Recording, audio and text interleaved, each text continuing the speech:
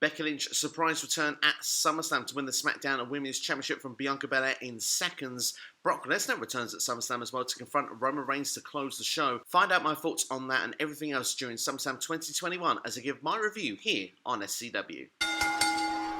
So welcome back to the channel then. Please like, share and subscribe just before we start. And I'm going to try and do something a little bit different here. Give a more brief review of the show rather than going completely in depth. And also trying to see where we may go going forward. So going with the kickoff, Big E defeated Baron Corbin in short order. Of course to get back the Money in the Bank briefcase, which is his, that Corbin couldn't cash in. I do like Corbin's mannerisms though. I love the way he was holding and hugging the briefcase. Wouldn't let it go. Almost reminded me, it was like a Repo Man-esque kind of character from back in the day, the way that he's become so desperate. So Corbin's looking very good with his characteristics here.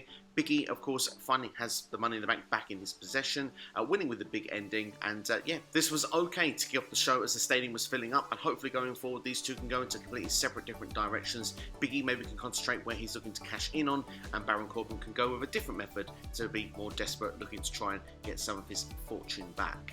We start off the show then, and of course SummerSlam had its own video package, which was more casino themed, kind of a bit AEW-esque, if we will. Going into the opening contest, we had the Raw Tag Team Championships, AJ Styles and Omos defending against RKBro. Riddle was quite funnily dressed up in sort of Viper ring attire, which was quite cool as well for the team.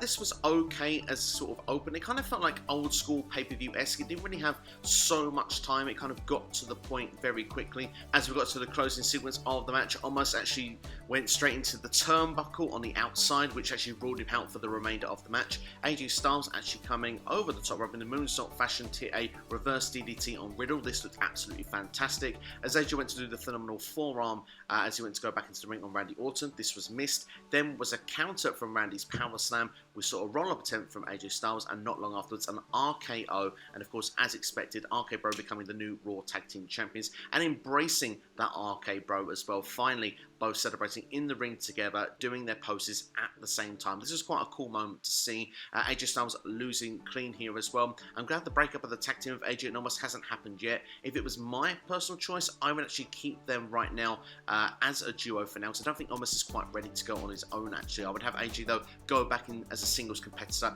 use Omos to try and get in towards the main event scene again, because I do feel that way AJ Styles will be better rather than being the, if you want, the weaker member of a tag team. For me, that's a lesser use of AJ Styles. As for RK-Bro, I hope for a lengthy reign for these going forward. There could be, of course, the automatic rematch. It is Raw after Raw, of course, on the Raw side of things. But I think these two should hold the titles till near WrestleMania, have the breakup around then. You can have a WrestleMania match between these two, and Riddle can get a big win on one of the biggest stages against one of the best of all time. Alexa Bliss defeated Eva Marie in a couple of minutes. Let's hope this rivalry is done. Doudrop, of course, then doing the famous microphone sketch everyone after the match, and saying instead of the winner of the match, it was the loser of the match, Eva Marie, and walking out wearing her robe. Hopefully this is a breakup between these two. We can actually get Doudrop being Piper Niven going forward. Wouldn't be surprised if Eva Marie actually was to go and get herself another bodyguard. Perhaps maybe that could be something to make a rivalry there with her and Doudrop going forward, or as I'm hoping, Piper Niven. Alexa Bliss, this is a waste of her talents, and I hope that she goes somewhere else in the card.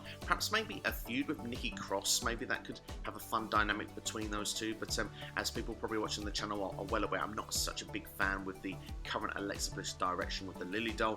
I would like that dropped, but hey, maybe it could make a fun story at least if she was to go against Nikki A.S.H going forward. After all, they were a team at one point, and that way they can make it maybe a bit of a compelling story, especially as there were two of them have kind of fresh characters since those days. Damien Priest become the brand new United States Champion, defeating Sheamus in a fun match between the two. There's a real cool looking spot towards the end of the match where Damien Priest came off of the ropes and went straight into a variation of the bro kick, but was more of a high knee from Sheamus. He's been using this in recent matches against Ricochet. It was a very cool looking near fall. There was a spot early in the match as well with Damien Priest where he came over the top rope and landed kind of a bit dodgy on the floor. It looked like he'd hurt his back. This was played into the story of the match, which I thought was really well told by both competitors. As we get towards the finish, Damien Priest actually does take off the face mask that Sheamus has been wearing, just like they did in their championship contenders match. We see a few shots to the face, and then the reckoning here for Damien Priest to win the championship. And as I've said on the build-up, a big fan of Razor Ramon winning his first mid-card singles championship at SummerSlam back in 1993. Damien Priest gets to replicate that here. Priest is on a good direction. He's having a good 2021 overall, of course, being associated with Bad Bunny, now being US champion. He's going in the right direction, so long may that continue on Monday Night Raw. And I'm hoping we'll probably get the initial rematch between these two, but I'm looking forward to seeing a fresh direction for both of them going forward. And as for Sheamus, of course, he's had a few months as US champion. It felt like the right time to make the switch, in my opinion. Next, where the Usos retain against the Mysterios. This was a fun little match between these two teams, but not as strong as their Money in the Bank clash. The Usos picking up the victory once again. Dominic out of the match at this point, but Rey Mysterio was always building for that hot tag for the father to make the save of the father-son duo. But in the end, he was to succumb to a double super kick to the head, and then we did see Jey Uso come up the top rope with the Usos splash for them to retain. All in all, this was okay, but I can see now why on the previous pay-per-view it was put on the kickoff. They'd have more time to tell a story, and because these have had so much matches where they've been involved with each other over the last month or so, I'm ready to see something fresh. Next, we had King Nakamura make his entrance with Rick Boogs and Pat McAfee all dancing on the announce table for, well, no reason whatsoever, but I tell you what, I quite enjoy that entrance, so I'm not going to complain. And the reason I'm not going to complain is because I'm going to complain about the next match. Now, of course, it was supposed to be Bianca Belair versus Sasha Banks for the SmackDown Women's Championship. This has been advertised the whole time, even leading up to the moment where the video package and everything played here before we learned that Sasha Banks was not going to be there, despite rumours suggesting that she's been pulled from events for the last week or so and would not be at SummerSlam. We were told we would get a new competitor would take her place, which was going to be Carmella. Now, I'm a big fan of Carmella, but this felt very underwhelming, the idea that it was her at first, especially with the fact that her and Bianca have had multiple matches recently, with Bianca always coming out on top. In fact, even on SmackDown this past week, Bianca Belair beat Carmella and Zelina Vega back to back, so it kind of felt it was a bit pointless to have this match, but well played, WWE. You did actually have me forward, and I think you had Las Vegas forward as well. Becky Lynch's music hitting and her making the return, taking out Carmella, which of course then we thought, fantastic, we've got a dream match in front of our very eyes here. We're going to get Becky Lynch against Bianca Belair for the SmackDown Women's Championship. 25 seconds later, this match is finished, which is what I think is the main problem with this. It's not the fact that Bianca Belair has lost and that Becky Lynch is now the SmackDown Women's Champion. Basically, we went to do a handshake and we had a sucker punch to the face from Becky Lynch to Bianca Belair, then hitting the manhandle slam for the victory, which was a variation of the rock bottom, and this gave Becky Lynch the victory. It's more the fact that Bianca Belair has been built so strongly since moving to SmackDown over the last, year or so, and then we get to this point here where she's been carrying the championship from WrestleMania to SummerSlam. I think this match should have gone at least a few more minutes. Perhaps a 10-minute match would have done this better, but I think WWE has gone for the shock value. I'm pretty sure they've done this to try and counter the CM Punk return to wrestling, which of course is now gone to do in AEW. So this is probably one of a couple of moments WWE has put forward, which for me, in my personal opinion, has been damaging for Bianca Belair and her booking going forward. But I do think there is a way around this where WWE could make this work, because the fallout of it is interesting. There is more questions than answers, so I will keep more on the positive now going forward rather than backwards, because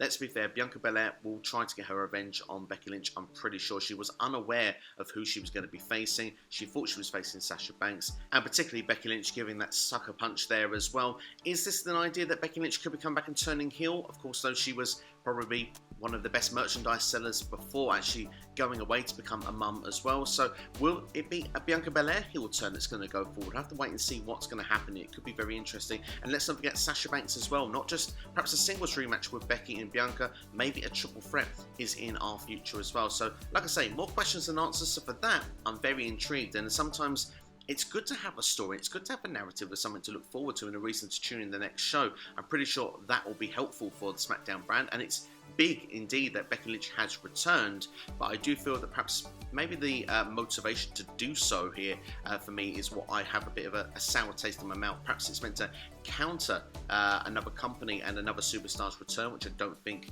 will work or connect to me as strongly. It's great to see Becky back, but not at the expense of Bianca Belair's booking, just to create a moment, because, well, it does harm Bianca's booking. You can't lie about it. It spent a lot of time doing it and for her to lose very quickly. I mean, people on Twitter were giving the shouts of the Brock Lesnar Kofi Kingston treatment. Now, of course, not exactly the same. Like I said, there's a sucker punch in there. It's not just F5, 1, 2, 3, but it's as close as you can get to it. So I can understand why there's a bit of uproar on social media and unhappiness about it.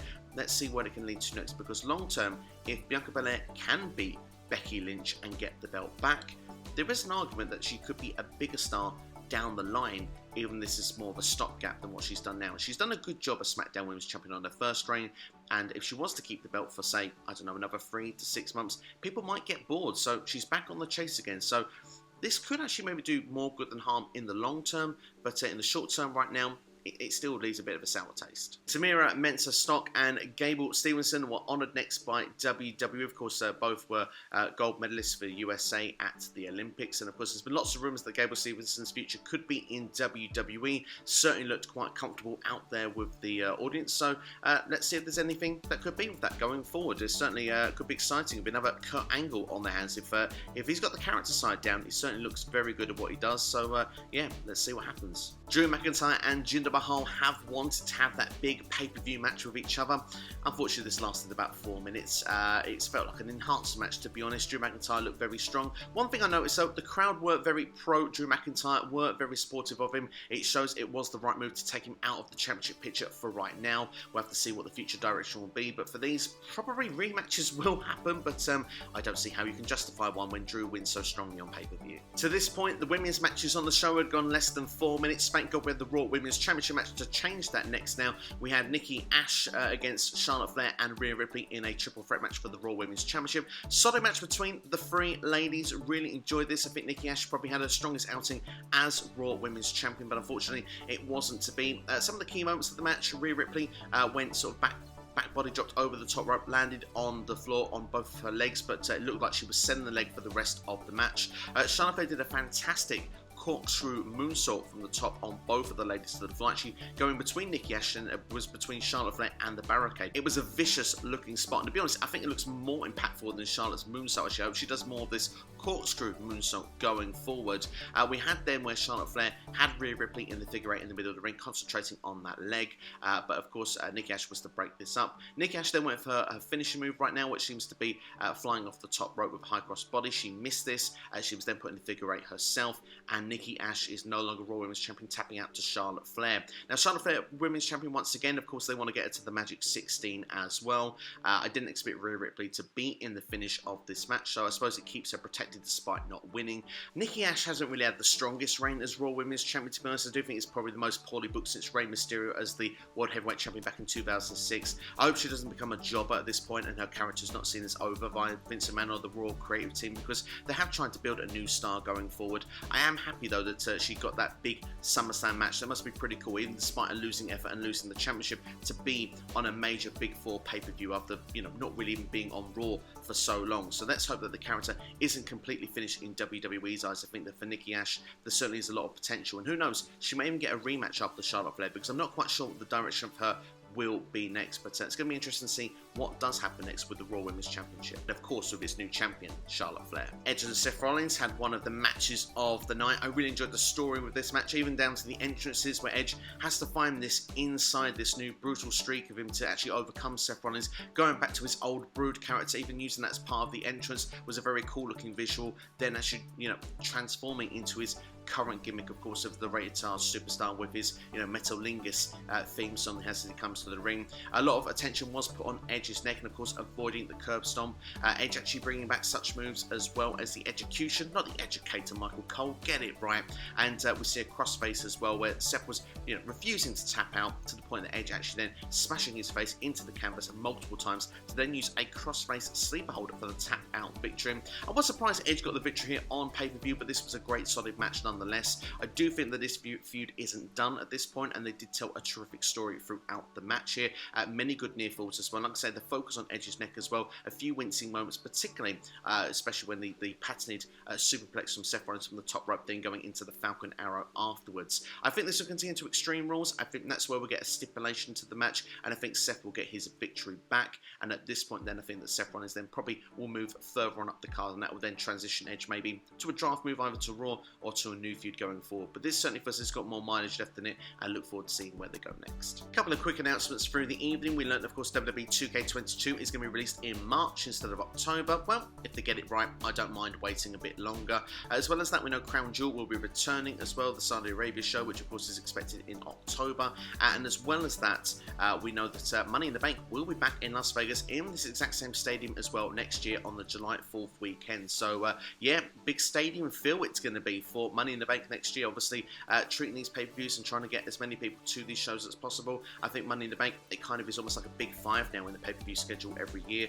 So seems kind of worthy to have this sort of placement. And being in Vegas as well, Money in the Bank, I like the theme and I like the connection. Bobby Lashley defeated Bill Goldberg to retain the WWE Championship by stoppage.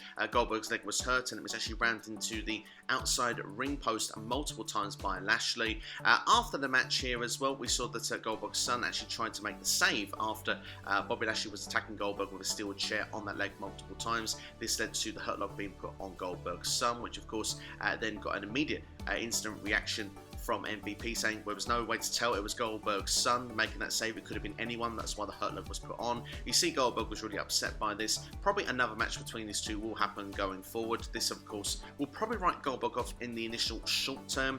I expect the rematch between these two will take place at Crown Jewel in Saudi Arabia later this year. Main event time then, Universal Championship, Roman Reigns, the Tribal Chief, defending against John Cena. John Cena of course looking for his 17th world title. I enjoyed the story narrative of this match here, how, you know, John Cena knew he was going to get beaten down, but tried to get the roll-ups in. Not successful on Roman Reigns. Perhaps would have more luck with the 24/7 Championship. But still, as this match was to progress here, Roman Reigns obviously was very dominant on Cena in places, even mouthing to the camera saying, you know, Hollywood, I'm going to send him back hurt so he can't work, but you can keep him. Don't send him back here. I love the savage lines from Roman Reigns. But as the match would continue, he wasn't putting Big Match John away, and he would start making some, let's say, mistakes, shall we, to let John back into the match. We saw an attitude adjustment as well go through the announcer's table on the outside, which was a really cool looking visual, and of course getting the near fall as well. John Cena then, of course, moving out of the way when Roman Reigns went to do a spear, and actually went shoulder first into the turnbuckle. This went on as it got sort of towards the latter end of the match. The crowd was really eating this up. Really was a nice pacing to the match as well. As say, very slow start, but it built up very, very nicely.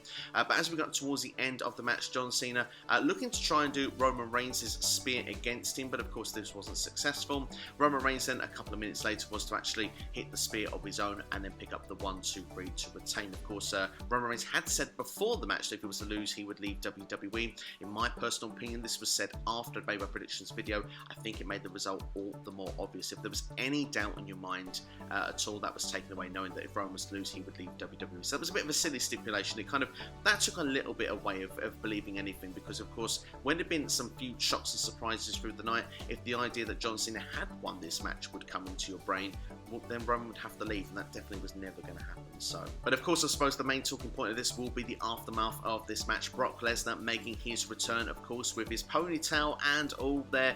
It was quite a cool visual to see them staring down in the ring. Of course, now Roman Reigns has been the badass bad guy for the last year. Brock even come out smiling like a babyface, and yeah, the fans seem to forget they've crapped every time these two have feuded before, but it seems they're well on board for it this time. I must admit, I'm on the same side as all of them as well. I'm looking forward to the idea of this feud. A babyface Brock Lesnar against a heel Roman Reigns with the advocate Paul Heyman. It's almost like seeing his ex return with his, you know, when he's with his current partner. Do you know what I mean? So it's going to be a fun dynamic with a storyline. Paul Heyman being the chess piece in the middle. Again, I've got a funny feeling this is being designed to make this match happen in Saudi Arabia for the Crown Jewel pay-per-view. I imagine that Finn Balor will probably be the one that will get a match first against Roman Reigns, because he's been almost waiting in line for his opportunity since he was taken out of the SummerSlam match. And Roman Reigns will probably make it clear on SmackDown that yes, Brock can come back and want his match, but he doesn't get it that easy against the Tribal Chief. And Finn Balor, of course, has been screwed out of a chance once. He deserves his opportunity first. So